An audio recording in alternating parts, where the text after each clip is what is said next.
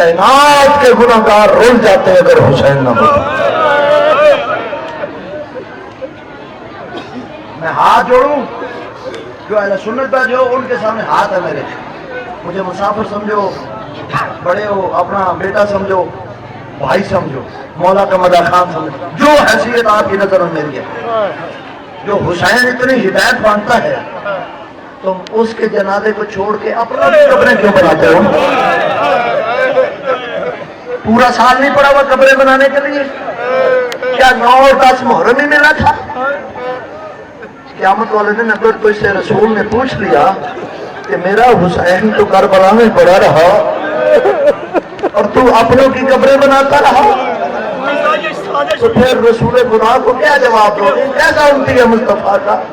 اور ان کو مولویوں نے بتایا ہے کہ آج قبر بناؤ، آج قبر بنانا امام حسین کی سنت ہے۔ آج کے دن امام کی قبر بنی تھی، میں ان کو بتا رہا ہوں امام کی قبر 10 محرم کو کوئی نہیں بنی، جنہوں نے بنانی تھی نا وہ شام چلے گئے تھے۔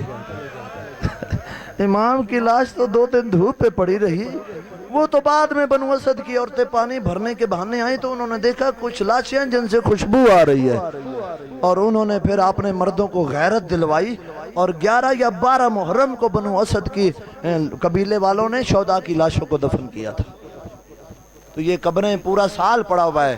میں منت کرتا ہوں یہ 2 دن جو ہے نا آپ کو مولوی نے غلط گائیڈ کیا ہے، اس کی وجہ یہ ہے کہ یہ قبریں بنانے میں مصروف رہیں، ان کو مجلس میں آنے کا وقت ہی نہ ملے۔ یہ مولوی کی چالاکی تھی۔ ہاں عزیزان امام مظلوم، ہم نے پیغام دینا فرض سمجھا تھا، اس در کا کھایا ہے۔